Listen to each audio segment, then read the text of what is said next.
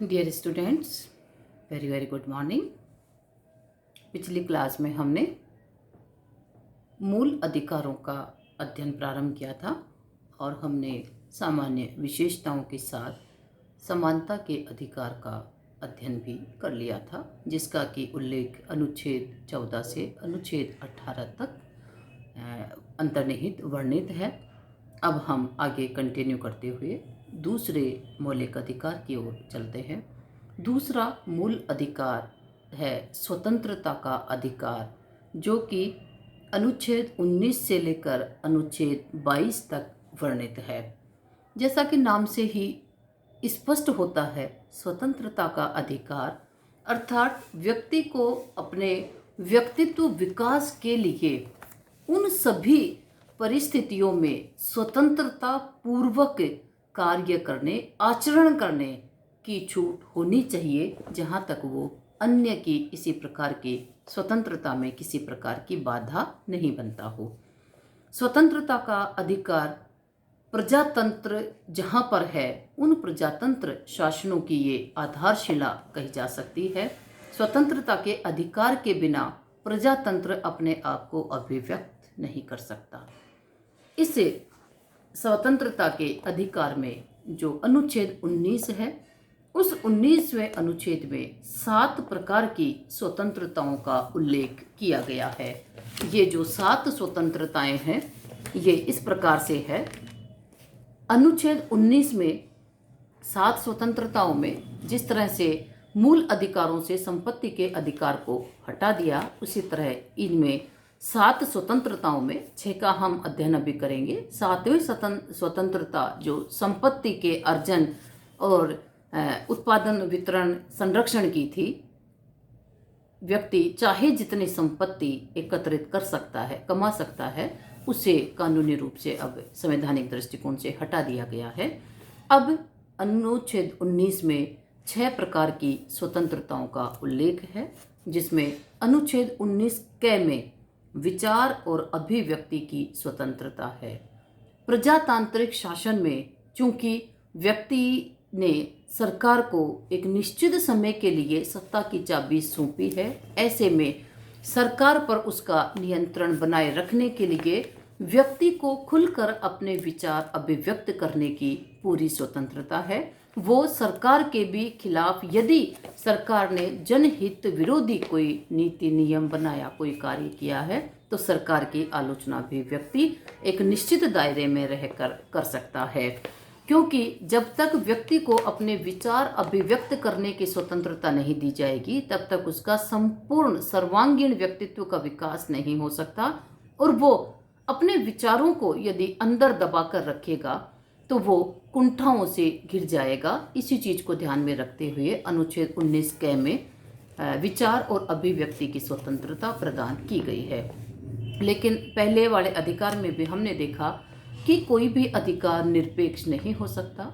व्यक्ति को विचार अभिव्यक्ति की स्वतंत्रता है, लेकिन वो इसी स्वतंत्रता का दुरुपयोग राष्ट्रीय एकता, अखंडता, राष्ट्रीय अस्मिता को खत्म करने में नहीं कर सकता। राष्ट्र की हिफाजत, राष्ट्र की एकता और अखंडता को बचाए रखने के लिए इस अधिकार पर आवश्यक रूप से प्रतिबंध लगाया जा सकता है। अन्यथा इन चीजों के अलावा व्यक्ति खुलकर अपने विचार व्यक्त कर सकता है। दूसरी जो स्वतंत्रता है, अस्त्र शस्त्र रहित शांतिपूर्वक सम्मेलन करने की स्वतंत्रता, ये अनुच्छेद 19 ख में दी गई है। क्योंकि व्यक्ति को किसी भी मसले पर विचार विमर्श करने के लिए एकत्रित होना पड़ सकता है, तो अनुच्छेद 19 ख में व्यक्ति को शांतिपूर्वक तरीके से वो सम्मेलन कर सकता है, सभा कर सकता है, आंदोलन कर सकता है। बस सभा और सम्मेलन में अस्त्र और शस्त्रों को ले जाने की पाबंदी आवश्यक रूप से होगी, क्योंकि यदि ये होंगे तो इनके उपयोग की संभावना बढ़ जाती है। तो अस्त्र शस्त्र रहित व्यक्ति शांतिपूर्वक सम्मेलन भी कर सकता है। अनुच्छेद 19 ग में समुदाय और संघ निर्माण की स्वतंत्रता दी गई है, क्योंकि व्यक्ति के अनेक आवश्यकताओं की पूर्ति के लिए उसे अनेक प्रकार के संघों का निर्माण करना पड़ता है। मजदूरों की समस्याओं का समाधान करने के लिए मजदूरों का संघ है, शिक्षकों की समस्याओं का समाधान करने के लिए शिक्षकों के संघ बने हुए हैं। इस तरह से व्यक्ति के हितों से जुड़ी जितनी समस्याएं हैं उतने ही संघ और समुदाय बने हैं। तो व्यक्ति को 19 ग के अंतर्गत सब संघ और समुदाय बनाने की, उसमें सम्मिलित होने की, उसमें एक्टिव रहने की पूर्ण स्वतंत्रता प्रदान की गई है। 19 घ के अंतर्गत अनुच्छेद 19 घ में व्यक्ति को भारत क्षेत्र में अबाध भ्रमण की स्वतंत्रता दी गई है। ये एक वर्ष पूर्व कश्मीर और कुछ इलाकों को छोड़कर, हालांकि भ्रमण की स्वतंत्रता में किसी भी प्रकार का प्रतिबंध नहीं था। हाँ, यदि राष्ट्रीय सुरक्षा के दृष्टिकोण से जब कभी आवश्यक हो तो इन अधिकारों पर भी प्रतिबंध लगाया जा सकता है। भारत राज्य के क्षेत्र, किसी भी क्षेत्र में आबाद निवास की स्वतंत्रता, ये अनुच्छेद 19 अण के रूप में जाना जाता है। ये अभी धारा 370 हटाए जाने से पूर्व कश्मीर को छोड़कर भारतीय नागरिक भारत के किसी भी क्षेत्र में स्थायी रूप से निवास कर सकता है, लेकिन कश्मीर इसका अपवाद था। अब कश्मीर से धारा 370 हटाए जाने के बाद ये इस प्रतिबंध भी अब समाप्त प्राय सा हो गया है। अनुच्छेद 19(6) में यानी कि छठी जो स्वतंत्रता दी गई है, वृत्ति, उपजीविका और कारोबार की स्वतंत्रता है। व्यक्ति अपनी योग्यता, अपनी सामर्थ्य के अनुसार किसी भी प्रकार का व्यवसाय अपना सकता है। उसे सरकार के द्वारा, राज्य के द्वारा किसी भी व्यवसाय को अपनाने से रोका नहीं जा सकता। तो ये जो स्वतंत्रताएं हैं, व्यक्ति को खुलकर बोलना, खुलकर घूमना फिरना, अपने मर्जी के अनुसार व्यवसाय करना, कहीं पर भी निवास कर सकना, इन स्वतंत्रताओं से ये लगता है कि भारतीय संविधान निर्माताओं ने व्यक्ति के सर्वांगीण विकास के लिए पूरी तरीके से ध्यान रखा है। जो अगला अनुच्छेद 19 से 22 तक स्वतंत्रता का अधिकार है। अनुच्छेद 20 में अपराध के लिए दोष सिद्धि के विषय में संरक्षण का प्रावधान है।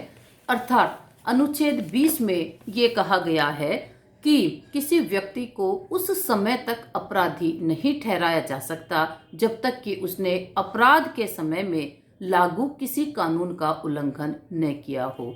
यदि व्यक्ति ने कोई अपराध किसी समय विशेष में किया और उस समय किसी कानून को तोड़ा है, उस कानून के उल्लंघन के रूप में उस पर आरोप लग सकता है या उसे सजा मिल सकती है। ये नहीं है कि व्यक्ति ने आज कोई अपराध किया है और 10 वर्ष पूर्व के किसी कानून के आधार पर उसे सजा दी जाए, ऐसा नहीं किया जा सकता। अनुच्छेद 21 में प्राण और दैहिक स्वतंत्रता के संरक्षण की बात कही गई है। अनुच्छेद 21 में कहा गया है कि किसी व्यक्ति को उसके प्राण और दैहिक स्वतंत्रता से वंचित नहीं किया जा सकता। अर्थात विधि द्वारा स्थापित प्रक्रिया को छोड़कर किसी भी व्यक्ति को मरने के लिए विवश नहीं किया जा सकता। उसके प्राणों की सुरक्षा उसे प्रदान की गई है। अनुच्छेद 22 में कुछ दशाओं में गिरफ्तारी और निरोध से संरक्षण प्रदान किया गया है। अर्थात इसमें व्यक्ति को उसके अपराध के बारे में बंदी बनाए जाने के कारणों को बताए बिना अधिक समय तक बंदी गृह में नहीं रखा जा सकता। ये 2 प्रकार के लोगों पर लागू नहीं होगा जो अनुच्छेद 22 है। कुछ दशाओं में गिरफ्तारी और निरोध से संरक्षण, ये शत्रु देश के निवासियों और निवारक निरोध अधिनियम के अंतर्गत जो गिरफ्तार किए गए हैं उन व्यक्तियों पर ये लागू नहीं होगा।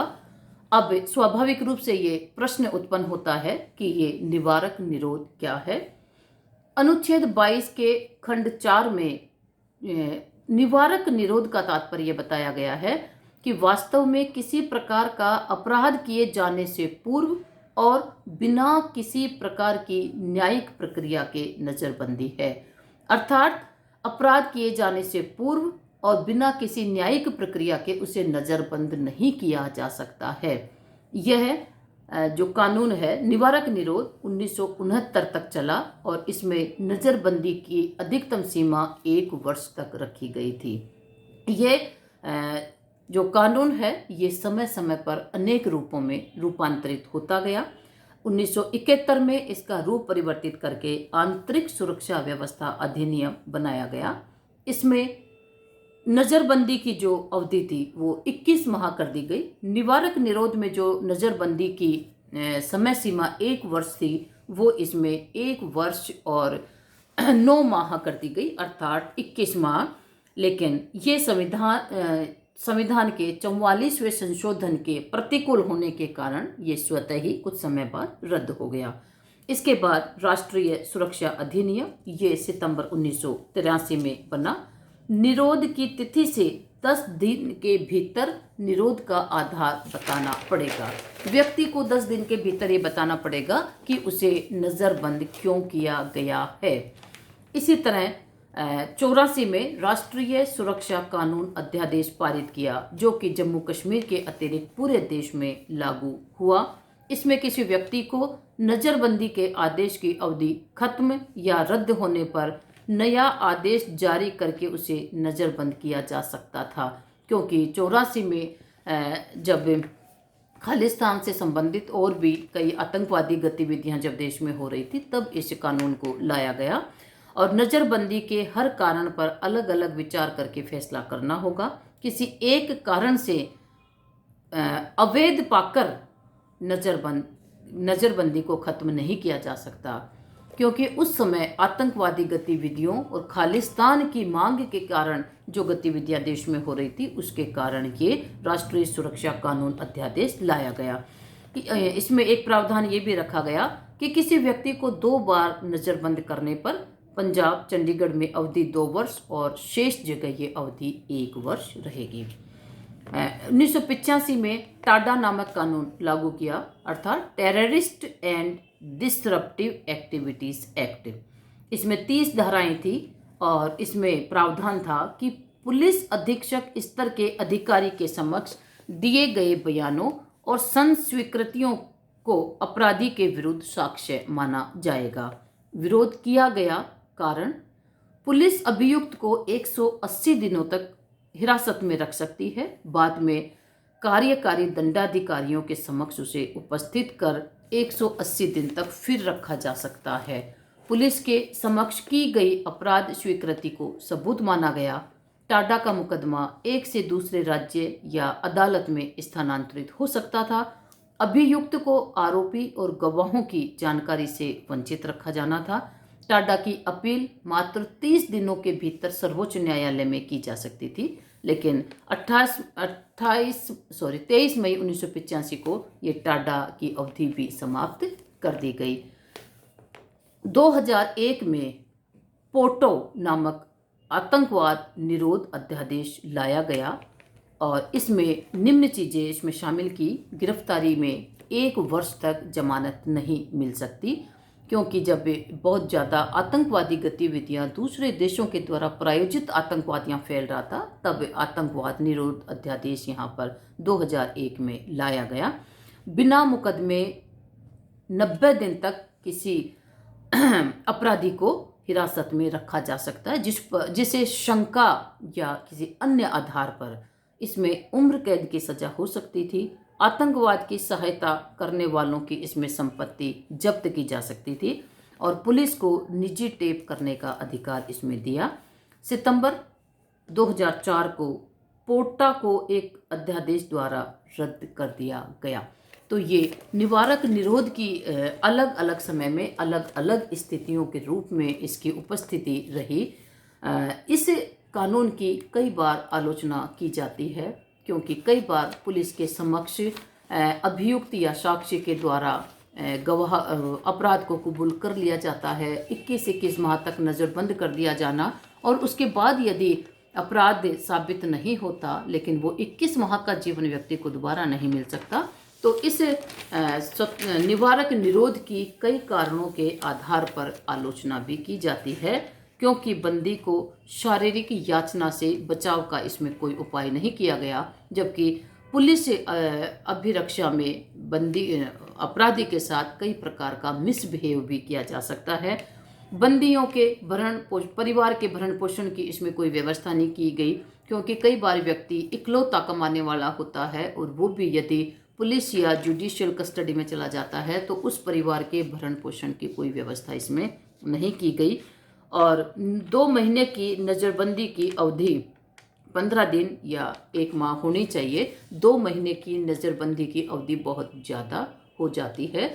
मानवीय अधिकारों के दृष्टिकोण से इस अधिकार की इस व्यवस्था की कई बार आलोचना की गई, लेकिन राष्ट्र की सुरक्षा, राष्ट्र की अखंडता के दृष्टिकोण से कई बार ऐसी व्यवस्थाएं आवश्यक हो जाती हैं लागू करना, और इसीलिए भारत में भी ये अलग अलग समय में अलग अलग रूपों में इसे लागू किया गया।